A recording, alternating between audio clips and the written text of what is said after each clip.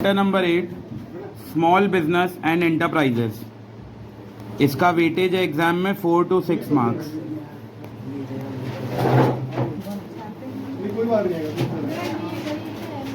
हाँ वही हो गया, फिर तो बढ़िया है। क्या क्या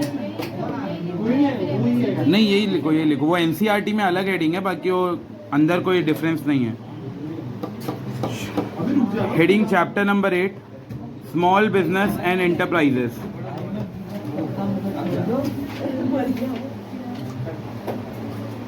और इस चैप्टर का वेटेज है 4 to 6 मार्क्स।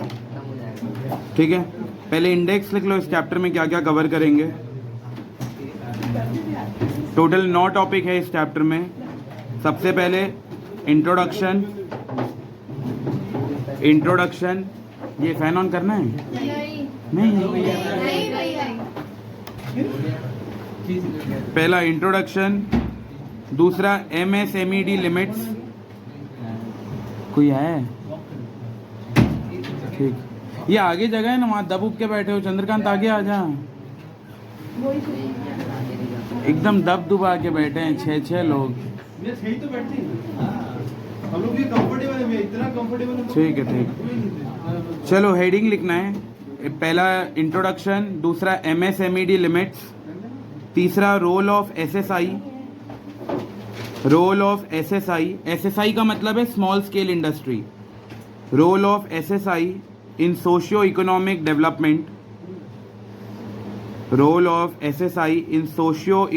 डेवलपमेंट। फिर fourth heading, role of small business in rural India.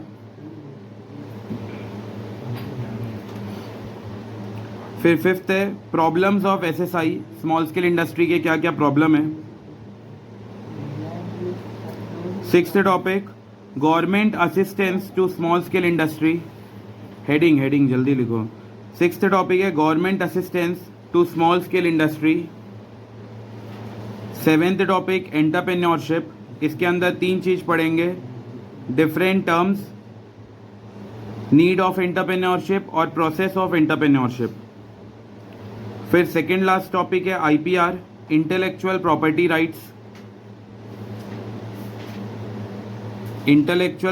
Rights.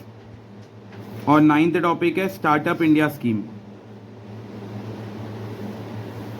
ये वाला चैप्टर पूनम गांधी के बुक में बहुत अधूरा सा है, आधा से ज़्यादा टॉपिक कवर ही नहीं है। तो इसीलिए हम लोग जहाँ नीट लगा वहाँ NCERT में भी एक्स्ट्रा पॉइंट मन कवर करेंगे, क्योंकि बहुत कुछ ऐसा है जो NCERT के अंदर दिया और पूनम गांधी में नहीं दिया है। क्या चीज़? अच्छा नहीं, ये मेन क्या है, चैप्टर में बहुत कुछ ऐसा है, पूनम गांधी में पूरा स्किप कर दिए हैं।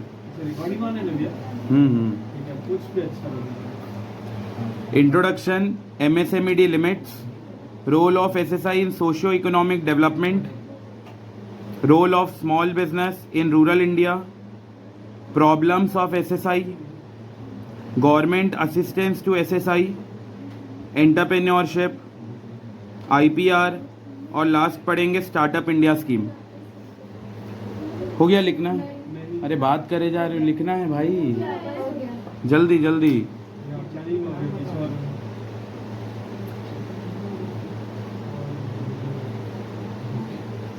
अच्छी बात है भाई, कुछ हो जाए।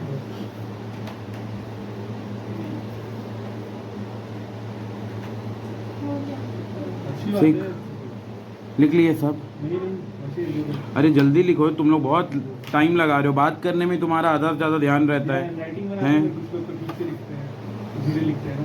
चलो बस, इससे ज़्यादा मैं टाइम नहीं अलॉट कर सकता। अब देखो इस पे आते हैं। ये तुम लोग पापड़ सुने ही होगे, लिज्जत पापड़। जब ये लिज्जत पापड़ स्टार्ट किए थे ना, तो 6-7 लेडीज मैन मिलके चालू किए थे। ये भी काइंड ऑफ बहुत ही स्मॉल बिजनेस, माइक्रो लेवल का बिजनेस था, और ये 80 रुपए से चालू किया गया था। और आज ये कंपनी का नेटवर्थ अराउंड 1600 करोड़ का नेटवर्थ है। हाँ, इतना सोचो, 80 रुपए से चालू किया गया था। और इसका मेन सक्सेस का क्या मतलब रीज़न है पता है? लोग को बोला गया था कि जिनके पास भी ऊपर अच्छा छत है, मतलब खाली अच्छा साफ सफाई वाला छत है, उन लोग पापड़ बनाना चालू कर दो। और जो भी इनके डिस्ट्रीब्यूटर्स आते थे इनसे पापड़ लेने, तुरंत इमीडिएटली वुमेन को, मतलब वो लोगों को पैसा दे देते थे, कोई पूरा कैश ट्रांजैक्शन होता था, कोई भी क्रेडिट नहीं। तो वुमेन भी अपना खुद से निर्भर थी, उसको किसी के ऊपर डिपेंडेंट नहीं रहना पड़ता था पैसे के लिए, और तुरंत पापड़ वालों को पापड़ भी मिल जाता था। तो ये बहुत ही छोटे लेवल से चालू किया गया और मात्र 80 रुपए से बिजनेस चालू किया गया था, और ये अभी के टाइम में 1600 करोड़ का नेटवर्थ है कंपनी का। तो इसीलिए हम लोग अभी ये चैप्टर में बहुत कुछ पढ़ने वाले हैं कि माइक्रो लेवल बिजनेस क्या होता है, स्मॉल लेवल क्या होता है, मीडियम लेवल बिजनेस क्या होता है, और चैप्टर जो मेन फोकस करता है वो स्मॉल बिजनेस के बारे में करता है। तो पहले हम लोग इंट्रोडक्शन लिख रहे हैं, हेडिंग लिखो इंट्रोडक्शन।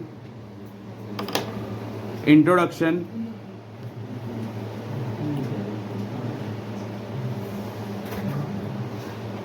अच्छा अगर मैं तुम लोग से पूछूं कि स्मॉल बिजनेस तुम्हारे हिसाब से क्या है तो क्या क्या बोलोगे? या जैसे चाय की टपरी। अरे थोड़ा और, मतलब एग्जाम्पल नहीं पूछ रहा हूँ। अरे वो सही बोला, स्मॉल बिजनेस ही बताया। मैं बोल रहा हूँ तुम लोग अगर लिखने पे आओ तो क्या क्या पॉइंट डाल सकते हो, वो तो एग्जाम्पल हो गया ना, चाय की टपरी। लेस कैपिटल, करेक्ट, इसमें बहुत कम कैपिटल लगेगा, और लेस लेबर भी बहुत कम लगेंगे। और कौन? हाँ, जगह भी कम। लेस प्लेस, जो भी मान लो। सब में लेस है, बाकी आप लिख लो। और तो बताओ और। हाँ करेक्ट, ये कंपनी तो है नहीं, कंपनी होने से उसका शेयर रहता है, इनका शेयर भी नहीं। हाँ ये भी बोल सकते हो, बहुत ही मिनिमल डॉक्यूमेंट लगता है, कहीं कहीं जगह अप्लाई करना पड़ता है डॉक्यूमेंट। हाँ, अरे लगाना पड़ता है क्योंकि हम लोग पूरा वर्ल्ड वाइड बिजनेस कर रहे हैं, तो हम लोग जीएसटी नंबर भी अलॉट करना पड़ता है। बिना जीएसटी आईएन आइडेंटिफिकेशन नंबर के बिजनेस नहीं कर सकते, तो उसके लिए अप्लाई करने के लिए मिनिमल डॉक्यूमेंटेशन लगता है। अच्छा बताओ, यहाँ लेबर इंटेंसिव होता होगा या कैपिटल इंटेंसिव? लेबर इंटेंसिव, ज़्यादातर ये लेबर मन का प्रयोग करते हैं, बहुत ही कम यहाँ पे मशीन होता होगा। और बताओ क्या हो सकता है, बोलो। अच्छा तुम लोगों को क्या लगता है, एक ऐसी एस्टिमेट करके बताओ, एक्सपोर्ट का मतलब होता है बाहर बेचना। वहाँ बात हो रहा है अभिषेक, थोड़ा फोकस पढ़ाई पे। नहीं मैं आगे बैठा दूंगा, मैं यहाँ पे 2 लोग को बैठा दूंगा, अभिषेक और दिव्यांश को, फिर बात नहीं होगा। अब तुम्हारे ऊपर है, थोड़ा ध्यान दे दोगे तो बढ़िया है। मैं क्या बोल रहा हूँ, ये जो एक्सपोर्ट है, एक्सपोर्ट का मतलब होता है इंडिया किसी भी बाहर की कंट्री में सामान भेजता है तो उसको बोलते हैं एक्सपोर्ट, जो कि हम लोग चैप्टर नंबर 1 के अंदर पढ़े थे। तुम लोग को क्या लगता है कि जो स्मॉल स्केल इंडस्ट्री है वो कितना % एक्सपोर्ट करता होगा? 89। हाँ, टोटल जितना भी एक्सपोर्ट होता है उसमें स्मॉल स्केल इंडस्ट्री का कितना कंट्रीब्यूशन है? 99। मतलब कंपनी वंपनी सब डूब के मर जाए। 5% होगा minimum.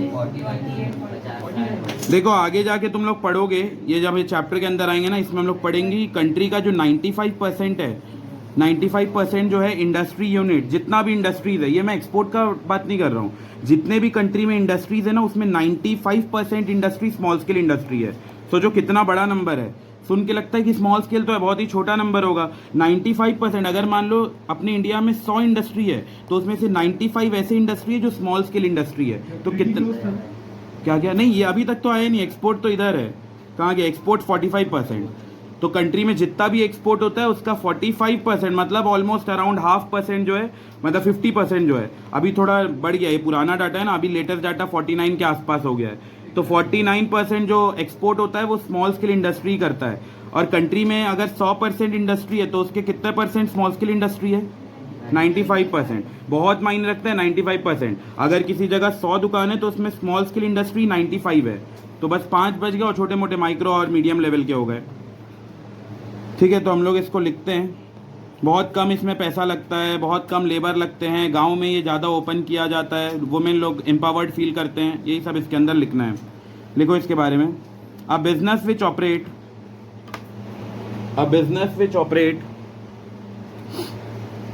On a small scale, a business which operate on a small scale and require less capital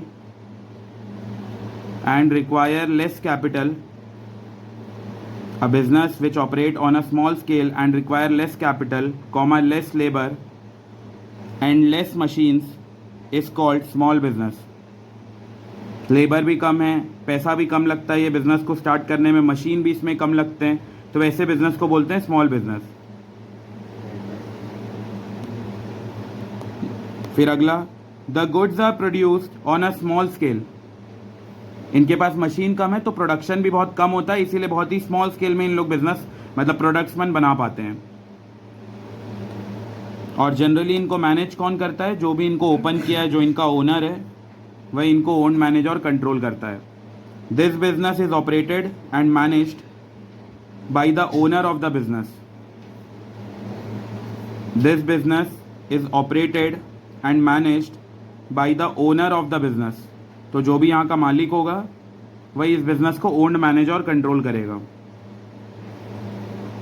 this business is operated and managed by the owner of the business.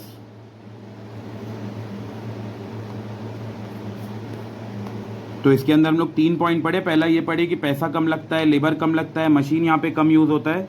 Second point पढ़े इसी वजह से जो production होता है वो भी बहुत कम होता है। और तीसरा पढ़े इसको ओन्ड, मैनेज और कंट्रोल कौन करता है? वहाँ का मालिक, जो भी स्मॉल स्केल इंडस्ट्री या इंटरप्राइज का मालिक होगा, ओनर होगा, वही इसको कंट्रोल करेगा।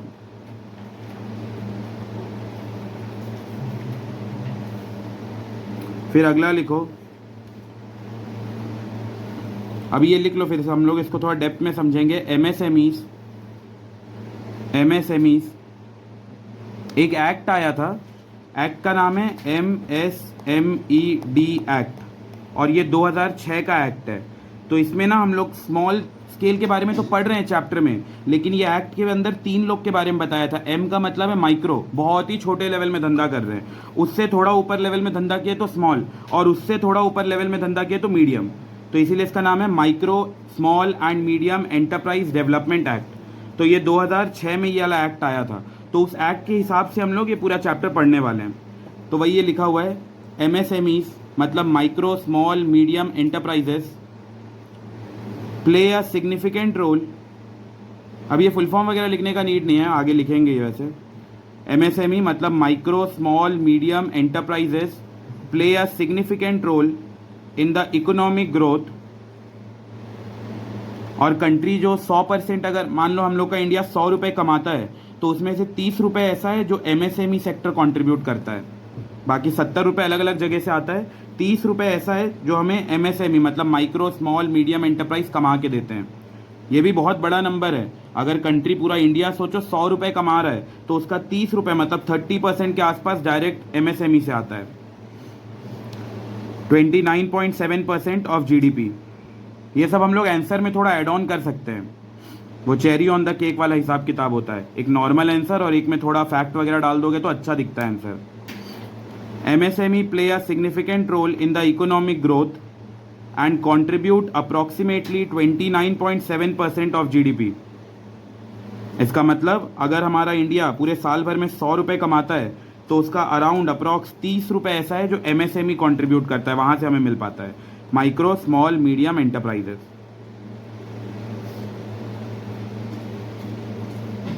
ठीक है, ये हो गया पहला टॉपिक हमारा कंप्लीट हो गया। अब आते हैं सेकंड। हेडिंग लिखो MSMED लिमिट्स और इसको स्टार मार्क कर देना। एक्ट कब आया था? अभी मैं बताया 2006। तो 2006 में जो एक्ट आया था ना, वो उसमें कुछ लिमिट दिया था कि अगर इतना रुपए तक लगाओगे तो स्मॉल है, उससे ज़्यादा अगर पैसा लगा दिए तो मीडियम, इतना रुपए लगाए तो माइक्रो लेवल का है। तो अब हम लोग को लिमिट पढ़ना है।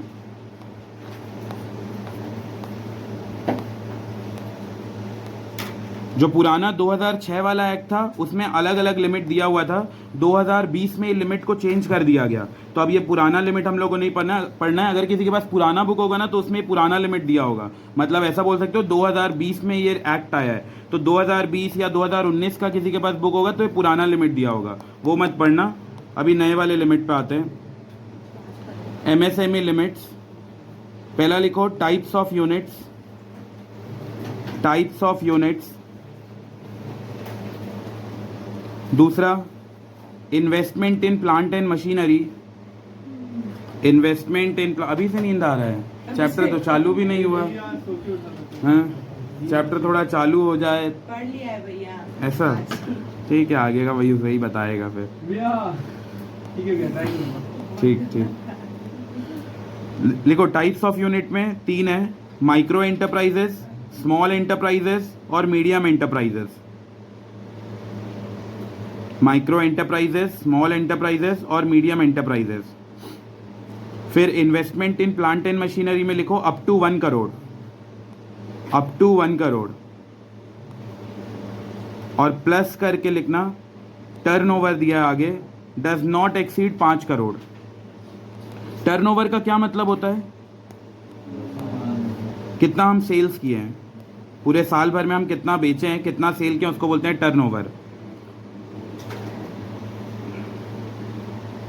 ये लिमिट याद करना पड़ेगा, पहले लिख लो फिर मैं इसको समझा रहा हूं।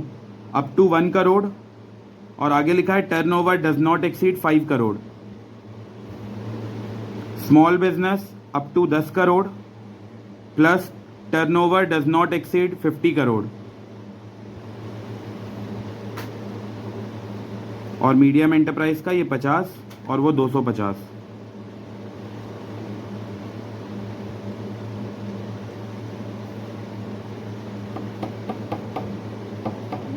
अच्छा, तुम लोग क्या लगता है ये तीन ऐसा बांटे क्यों हैं? माइक्रो अलग बांट दिए, स्मॉल अलग बांट दिए, मीडियम अलग बांट दिए, ऐसा क्यों बांटा होगा सरकार? आइडेंटिफाई करके क्यों आइडेंटिफाई करके? क्या मिलना क्या है? हैं इन लोग क्या स्पाई एजेंट है, इंफॉर्मेशन देंगे? बोलो बोलो, ये बांट के मतलब क्या दिया? इनको नहीं बांटते, डायरेक्ट बोलते कि ये वाले स्मॉल बिजनेस है, वो लार्ज बिजनेस है। बांटने का मतलब क्या दिया? उसके अंदर भी माइक्रो एक, फिर उससे थोड़ा बड़ा स्मॉल, फिर उससे बड़ा मीडियम। नहीं, और थोड़ा सोचो।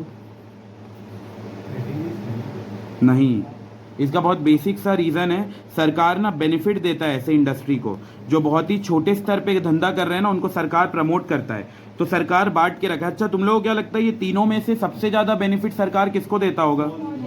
स्मॉल, माइक्रो या मीडियम? माइक्रो, क्योंकि ये बहुत ही छोटे स्तर में धंधा कर रहा है। इनको अगर प्रोटेक्ट करके नहीं रखे ना तो लोग इनका एडवांटेज ले लेंगे और इनको औने पौने दाम में सामान खरीद लेंगे, इनका घाटा हो जाएगा। तो सरकार सबसे ज़्यादा बेनिफिट इनको देता है, उसके बाद बेनिफिट स्मॉल स्केल एंटरप्राइज को देता है और लास्ट में मीडियम को देता है। तो ये बांटना इसीलिए ज़रूरी है क्योंकि अगर माइक्रो एंटरप्राइज है तो उसको ज़्यादा बेनिफिट मिलेगा, जैसे ही वो स्मॉल बन गया तो उसको बताओ क्या पहले जैसा बेनिफिट मिलेगा क्या? बात नहीं, ध्यान नहीं है तुम लोग का। वहाँ क्या चल रहा है शिप्रा? थोड़ा पढ़ाई पे ध्यान दे दो, अच्छा रहेगा। मैं क्या बोल रहा हूँ, ये बांटना क्यों ज़रूरी है? क्योंकि सरकार देता है बेनिफिट। अब सरकार माइक्रो वाले को बहुत ज़्यादा बेनिफिट दे रहा है। अभी आगे जाके तुम लोग पढ़ोगे, सर माइक्रो वाले को ना 5 साल, अभी तो थोड़ा ज़्यादा ही हो गया, 10 साल के आसपास टैक्स का एग्जेम्पशन रहता है। मतलब अगर कोई माइक्रो एंटरप्राइज है तो 10 साल उनको टैक्स देने का ज़रूरत नहीं है, और स्मॉल स्केल को 5 साल तक टैक्स देने का ज़रूरी नहीं है। तो अब बताओ, अगर कोई माइक्रो एंटरप्राइज है तो कितने साल तक टैक्स नहीं देगा? 10 साल तक। मतलब बन गया और 10 साल तक, ये मैं एग्जांपल बता रहा हूँ, 10 साल तक वो टैक्स नहीं दे रहा है। अब जैसे ये स्मॉल में शिफ्ट हो गया, वो 10 साल का लिमिट कितने साल तक हो गया? 5 साल। तो बेनिफिट ज़्यादा किसको मिल रहा है, माइक्रो को या स्मॉल को? माइक्रो को। तो कोई भी एंटरप्राइज अपने आप को किस में रहना चाहेगा? माइक्रो में। लेकिन सरकार बोल दिया है कि अगर तुम्हारा लिमिट इसके ऊपर चले गया तो हम किसके अंदर क्लासीफाई कर देंगे? स्मॉल में। अब बताओ उनको 10 साल का लिमिट मिलेगा या 5 साल का? 5 साल का। इसीलिए सरकार इनके ऊपर बहुत ज़्यादा तगड़ा निगरानी रखता है कि कहीं ये स्मॉल से माइक्रो में, मीडियम में ना आ जाए, माइक्रो से स्मॉल में ना आ जाए, और अगर आ गए तो इनका लिमिट भी चेंज कर देता है। अब बैलेंस शीट हम लोग बनाते हैं, बैलेंस शीट के अंदर असेट रहता है, तो माइक्रो तब माना जाएगा अगर उनका असेट 1 करोड़ के अंदर अंदर है। 1 करोड़ के अंदर मतलब अगर 80 लाख भी है तो भी उनको क्या माना जाएगा? माइक्रो। 1 करोड़ भी है तो भी क्या माना जाएगा? माइक्रो। लेकिन जैसे ही पार हो गया 1 करोड़ 20 लाख, अब वो क्या बन गया? स्मॉल बन गया। आया समझ में? ये लिमिट को याद रखना बहुत इंपॉर्टेंट है।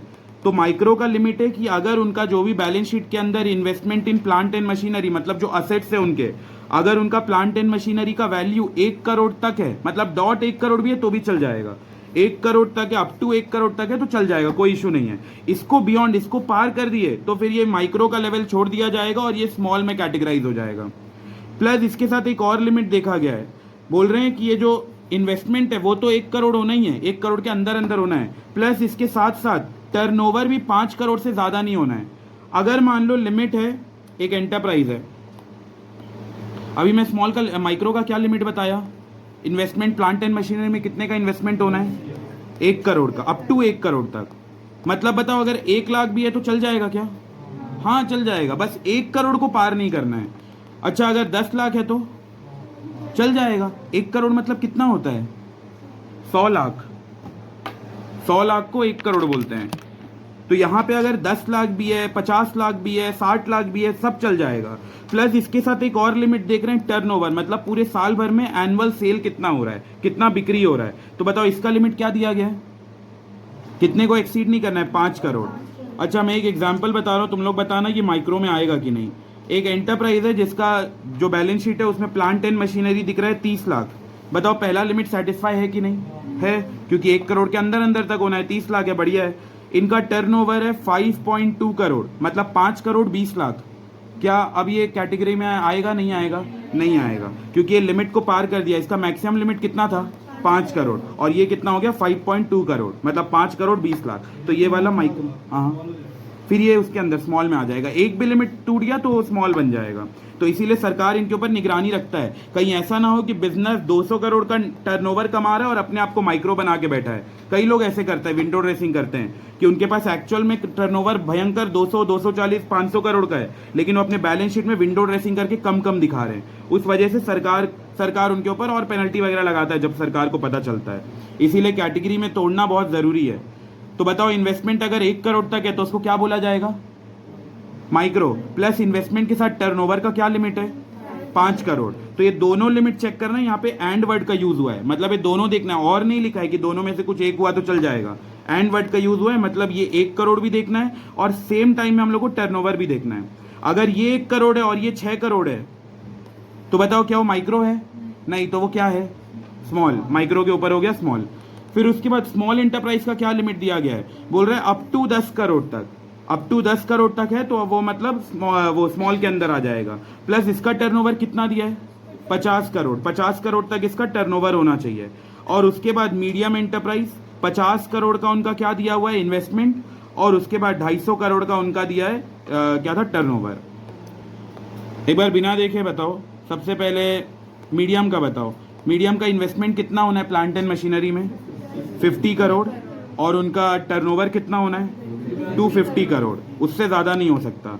फिर उसके बाद अगला बताओ माइक्रो का। माइक्रो का कितना होना है, ये इन्वेस्टमेंट 1 करोड़, ये इन्वेस्टमेंट होना है, और उनका टर्नओवर 5 करोड़, उसके बियॉन्ड नहीं जाना है। और उसके बाद स्मॉल, जो हमारा चैप्टर का मेन कंसर्न है, तो उसमें कितना दिया इन्वेस्टमेंट, 10 करोड़। जो इन्वेस्टमेंट है प्लांट एंड मशीनरी वो 10 करोड़ के अंदर होना चाहिए। अब वो कितना भी हो सकता है, चल जाएगा, बस 10 करोड़ के अंदर होना है। और टर्नओवर कितना दिया है, 50 करोड़। तो हम लोग को मेन ये वाला लिमिट याद रखना है, बाकी तो सभी याद होना चाहिए क्योंकि छोटा ही छोटा सा लिमिट है। 1 करोड़, 5 करोड़, 50 करोड़, 250 करोड़, और 10 करोड़ और 50 करोड़, बहुत ही छोटा छोटा लिमिट है। जो हमारा चैप्टर का मेन फोकस है वो स्मॉल स्केल इंडस्ट्री के ऊपर है।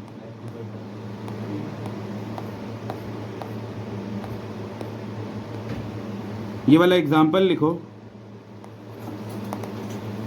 Particular, case 1, case 2, case 3। कभी कभार केस स्टडी में आ जाता है कि बताओ ये स्मॉल स्केल इंडस्ट्री है या नहीं है। Particular, case 1, case 2, case 3। सबसे पहला दिया है प्लांट एंड मशीनरी 80 लाख, दूसरा 9 करोड़, और तीसरा 10 करोड़।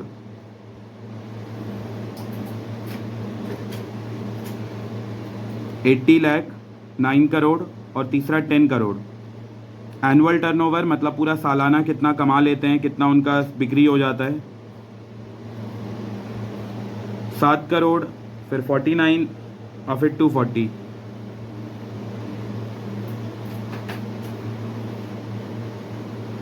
$80 लाख, 9 करोड़ और 10 करोड़। एनुअल टर्नओवर 7 करोड़, 49 करोड़ और 240 करोड़। और ये एंटरप्राइज बताना है कि कौन सा है। बताओ सबसे पहला वाला एंटरप्राइज, इनका प्लांट एंड मशीनरी कितने का है, 80 लाख, मतलब 1 करोड़ के अंदर अंदर है, लेकिन टर्नओवर कितना है, 7 करोड़। माइक्रो का मैक्सिमम टर्नओवर कितना था, माइक्रो का 5 करोड़, और ये कितना है, 7 करोड़। तो क्या है, माइक्रो हुआ नहीं। ये वाला तो टिक हुआ, लेकिन ये दूसरा वाला टिक नहीं हो पाया, तो ये क्या बन गया, स्मॉल। ये स्मॉल एंटरप्राइज है। दूसरा वाला देखो, 9 करोड़ इसका इन्वेस्टमेंट है प्लांट एंड मशीनरी में, और 49 करोड़ इसका टर्नओवर है। बताओ ये कौन सा होगा, स्मॉल, क्योंकि स्मॉल एंटरप्राइज का तो लिमिट ही था 10 करोड़ के अंदर अंदर होना चाहिए इन्वेस्टमेंट, और 50 करोड़ के अंदर अंदर होना चाहिए टर्नओवर। तो ये भी बन गया स्मॉल। दोनों ही लिमिट इसमें सेटिस्फाइड है। तीसरे वाले पे आते हैं। यहाँ पे इन्वेस्टमेंट दिया है प्लांट एंड मशीनरी में 10 करोड़ और ये दिया है 240 करोड़ का टर्नओवर, तो ये कौन सा होगा? स्मॉल। पक्का? देखो पहला लिमिट तो सेटिस्फाई है, क्या दूसरा लिमिट सेटिस्फाई हो रहा है? नहीं, क्योंकि मैक्सिमम टर्नओवर बोला था 50 करोड़ तक होना है, इनका 240 है, तो इसको क्या बोलेंगे? मीडियम। तो ये टर्नओवर मन याद होना चाहिए लिमिट कि प्लांट एंड मशीनरी में कितने का इन्वेस्टमेंट होना है और एनुअल टर्नओवर उनका कितना होना है।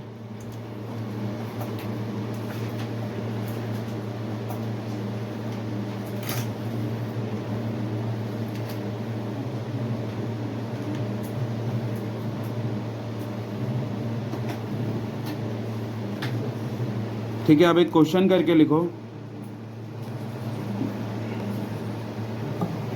Define small scale industry.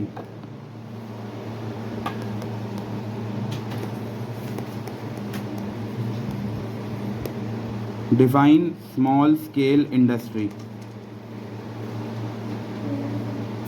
और अभी जो हम लोग मीनिंग लिखने जा रहे हैं ना, वो MSMED एक्ट के तहत वाला लिखने जा रहे हैं, जो अभी हम लोग जस्ट पढ़े वो लिमिट।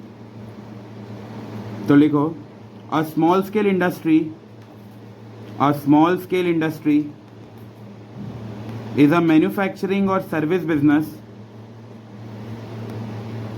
मैन्युफैक्चरिंग और सर्विस बिजनेस। मैन्युफैक्चरिंग मतलब जो लोग गुड्स बनाते हैं उनको बोलते हैं मैन्युफैक्चरिंग बिजनेस, और सर्विस इंडस्ट्री मतलब ये जियो हॉटस्टार हो गया, फिर नेटफ्लिक्स हो गया, ये सारे सर्विस सेक्टर है। तो दोनों के लिए सेम लिमिट दिया गया है। A small scale industry is a manufacturing और service business with limited investment in plant and machinery. बताओ प्लांट एंड मशीनरी में कितने का इन्वेस्टमेंट होना है? स्मॉल स्केल इंडस्ट्री का 10 करोड़, और टर्नओवर कितना होना है? 50 करोड़।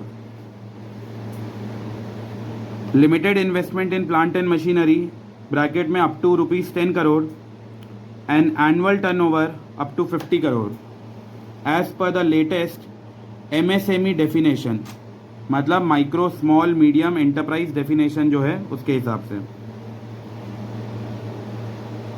बस इतना ही लिखना है। तो एग्जाम में अगर स्मॉल स्केल इंडस्ट्री आए तो वो सब तो बताओगे कि पैसा कम लगता है, फिर उसमें लेबर इंटेंसिव अप्लाई होता है, इन लोग ज़्यादा प्रोडक्ट नहीं बनाते, लेकिन साथ में हम लोग लिमिट भी लिख के आएंगे कि उसमें प्लांट एंड मशीनरी में अप टू 10 करोड़ तक का इन्वेस्टमेंट होना है, क्योंकि इसके बियॉन्ड गया तो वो स्मॉल स्केल इंडस्ट्री का उनका छिन जाएगा और उनको बोल दिया जाएगा माइक्रो एंटरप्राइज, और उनका जो साल भर में सालाना टर्नओवर होना है वो 50 करोड़ तक होना है। ये दोनों लिमिट पूरा होना है या दोनों में से एक? दोनों लिमिट। यहाँ एंड वर्ड का यूज हुआ है, और वर्ड नहीं लिखा है, तो ये दोनों होना है, तब हम लोग बोलेंगे कि वो स्मॉल स्केल इंडस्ट्री है। एक भी अगर इसको पार कर दिया लिमिट तो फिर वो मीडियम बन जाएगा। A small scale industry is a manufacturing और service business with limited investment in plant and machinery up to 10 crore and annual turnover up to 50 crore as per the latest MSME definition.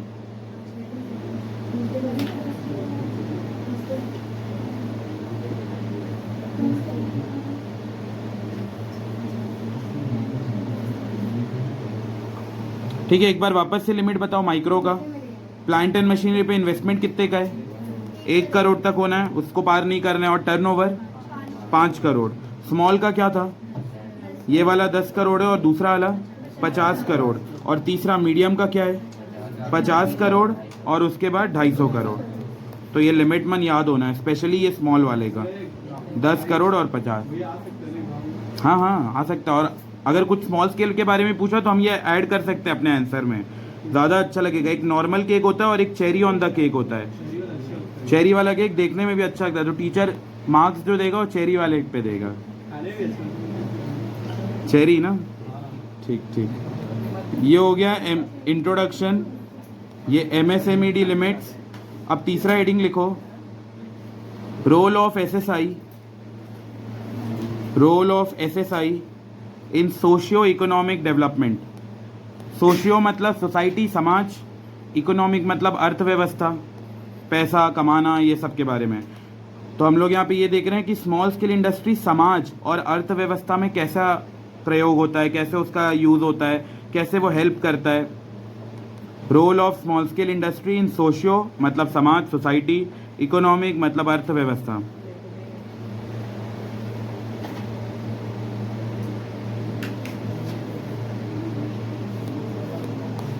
इसको भी star mark करो।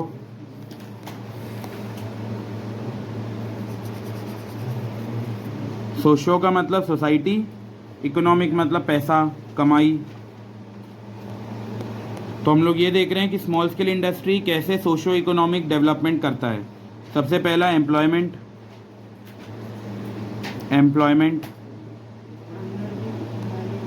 हमारे country में सबसे ज़्यादा लोग कहाँ काम में लगे हुए हैं?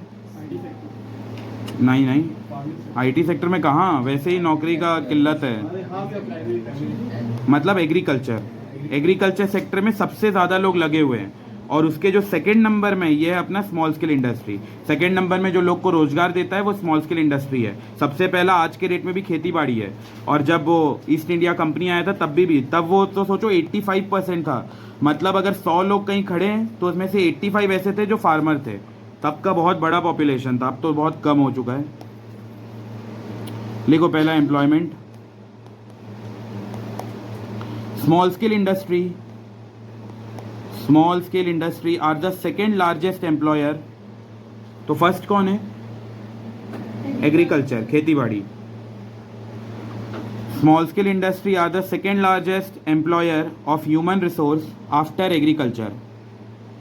तो खेती बाड़ी के बाद अगर कोई नौकरी देता है एम्प्लॉयर तो वो यही है, स्मॉल स्केल इंडस्ट्री। गांव गांव में लोग एम्पावर्ड है, दूसरे के ऊपर उनको ऐसा डिपेंडेंट नहीं होना पड़ता है। फिर अगला लिखो, it has 95% of industrial unit in the country. ये वाला डाटा बहुत काम का है। It has 95% of the industrial unit in the country. मतलब कंट्री में अगर 100 इंडस्ट्री है तो उसमें से 95 ऐसे इंडस्ट्री है जो स्मॉल स्केल इंडस्ट्री है। बाकी जो 5% बच गए वो मीडियम, माइक्रो, ये सब है। It has 95% of industrial unit in the country.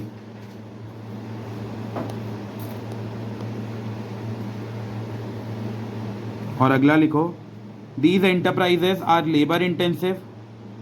Labour intensive मतलब मशीन का यहाँ पे उपयोग बहुत कम होता है और लेबर का बहुत ज़्यादा होता है। अच्छा, यहाँ लेबर इंटेंसिव क्यों है? क्या रीज़न है? नहीं, लेबर का वो तो मीनिंग है लेबर इंटेंसिव। ये होता क्यों है ऐसा? ये जो स्मॉल स्केल इंडस्ट्री है उन लोग लेबर इंटेंसिव में ही क्यों टिके रहते हैं? उनके पास पैसा बहुत कम है ना, कैपिटल बहुत कम है, और गांव में लोग ऐसे ही वेले बैठे हुए हैं, तो एटलीस्ट उसमें कुछ तो नौकरी उकरी दे दो। तो इसीलिए इन लोग पूरा फोकस करते हैं लेबर इंटेंसिव में। और ना ही इनके पास इतना पैसा है कि ये मशीन वगैरह लगा दे। और अगर जहाँ ये मशीन लगा दिए तो फिर ये स्मॉल से कन्वर्ट होकर मीडियम में आ जाएंगे। तो इसीलिए इन लोग बहुत सोच समझ के अपना मशीन का इन्वेस्टमेंट ज़्यादा नहीं बढ़ाते, क्योंकि स्मॉल का कितने का लिमिट है इन्वेस्टमेंट में? इन्वेस्टमेंट कितने का है? 10 करोड़ का। अगर जहां इन लोग अपने बैलेंस शीट में 10 करोड़ के ऊपर दिखा दिए अपना इन्वेस्टमेंट तो फिर प्रॉब्लम हो जाएगा, और फिर इन लोग का मीडियम से स्मॉल से कन्वर्ट होके मीडियम में हो जाएंगे। तो इसी वजह से इन लोग बहुत प्रयास रखते हैं कि मशीन इनके पास कम से कम रहे, और रहे भी तो फर्जी वाला बिल उल बना के सस्ता दिखाते हैं महंगा मशीन को भी। क्या लिखे हैं? These enterprise are labour intensive and labour is available in large amount. Labor is available in large amount in rural area of the India. मतलब ये जो गाँव में ऐसे ही लोग खाली पीले बैठे रहते हैं, तो इसीलिए लेबर इंटेंसिव वहाँ पे ज़्यादा यूज़ किया जाता है। फिर उसके बाद सेकेंड लिखो, वैरायटी ऑफ प्रोडक्ट्स।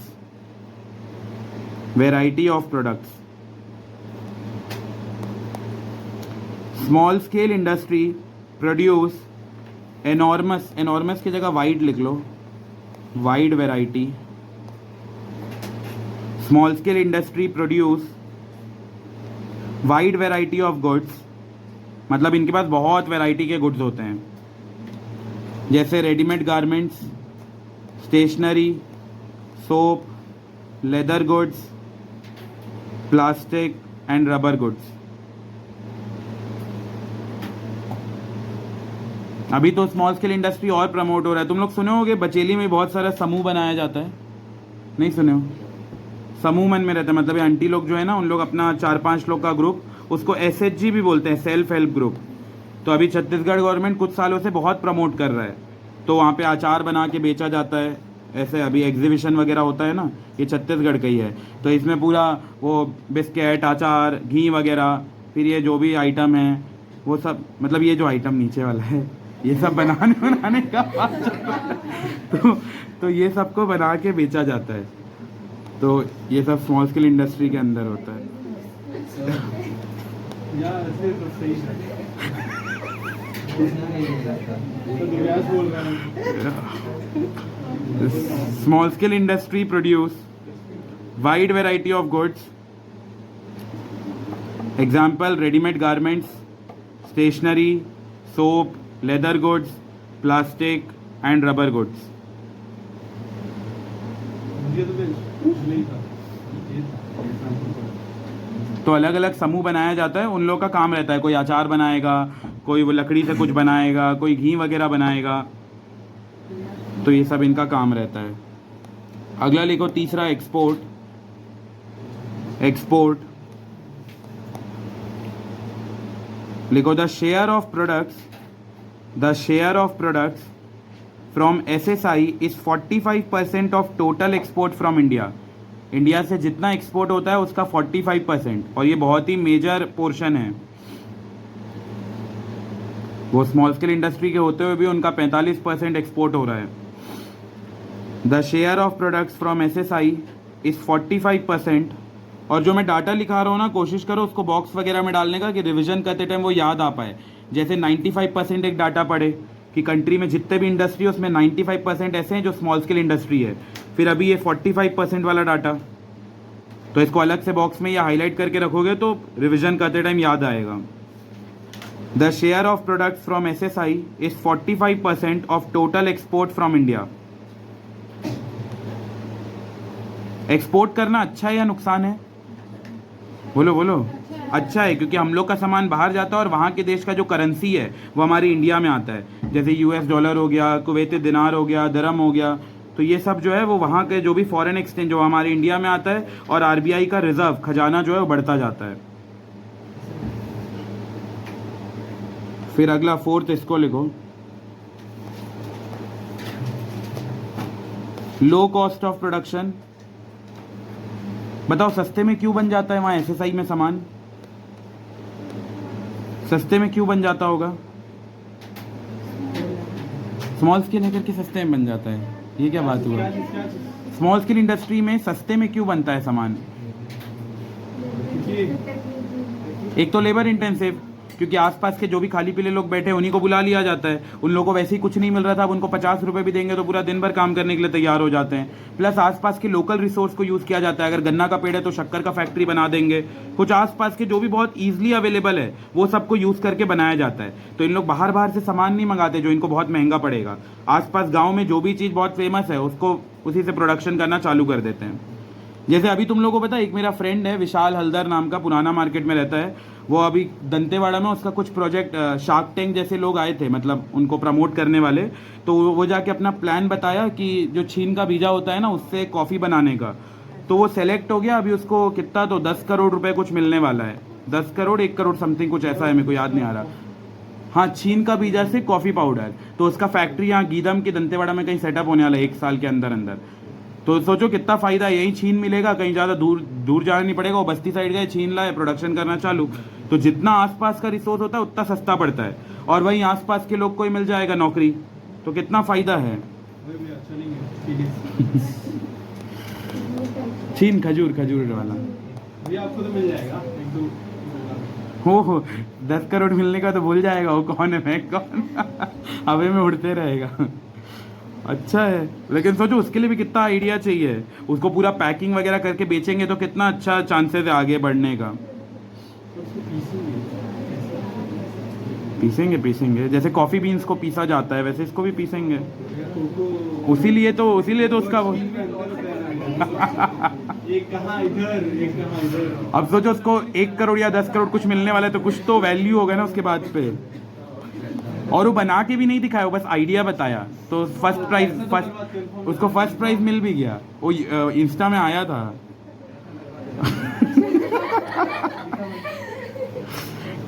लिखो अगला। अगर नहीं मिल पाएगा इसको बात करेंगे आगे। हम्म। हम लोग भी idea हम लोग भी बना सकते हैं। सही है। हम लोग किसका बनाएंगे? वो कनेर फूल का बीजा उजा पड़ा होगा ना, उसको पीस बात के कुछ ही बनाना और जाके अपना आइडिया शेयर कर। हाँ सही है। अल्कोहल। फिर तू सुबह शाम साड़ी पहनता है,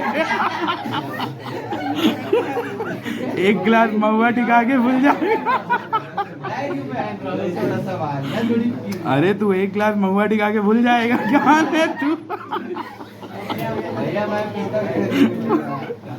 हमारा प्रमोशन करेगा। तो और उस दिन मेरे बर्थडे में बहुत लोग थे करके नुपुर साड़ी निकाल के वापस पहना दी। वहाँ जब ज्यादा लोग नहीं रहेंगे तो कौन कौन आएगा क्या? साड़ी दोबारा भी नहीं पहनाई।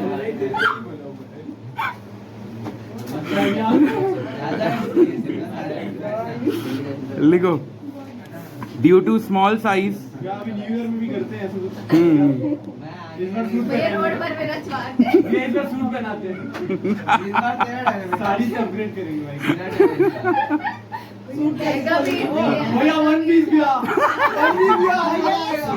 फिर ये खोलेंगे कैसे? ए, बस बस बस, वन पीस भी आ। वन पीस खत्म हुआ। चलो शेप कर देंगे इसके बाद। हो गया। फोर्थ है लो कॉस्ट ऑफ प्रोडक्शन, क्योंकि इन लोग आसपास के रिसोर्स को यूज करते हैं तो बहुत सस्ते में हो जाता है production. Quick and timely decision, क्योंकि इसमें सबसे नहीं पूछा जाता, जो भी वहाँ का मालिक रहता है वही सारा डिसीजन लेता है, तो बहुत जल्दी यहाँ पे डिसीजन हो जाता है। और उसके बाद सिक्स्थ है कि यहाँ पे जो औरत आदमी जो भी लोग रहते हैं वो सब बहुत ही क्या बोलते हैं, एम्पावर्ड फील करते हैं और सब लोग सोचते हैं कि हम लोग अपना बिजनेस स्टार्ट करेंगे। Development of entrepreneurship, small scale industry provide opportunity of young man and women to start their own business.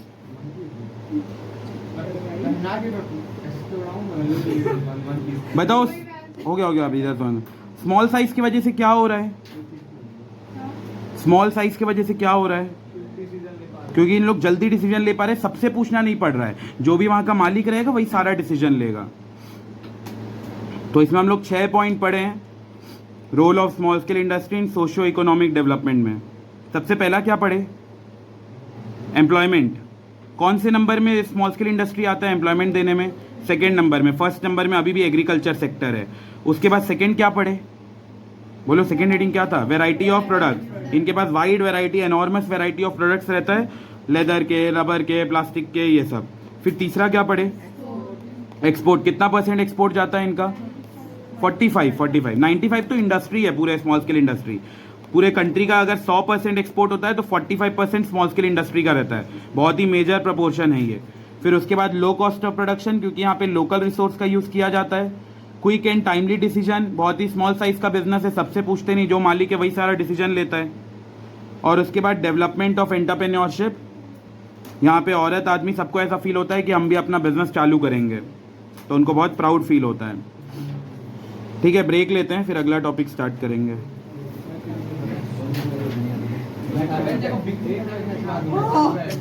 बस गंदी बातें नहीं बोल रहे, ये निकले बोल रहे।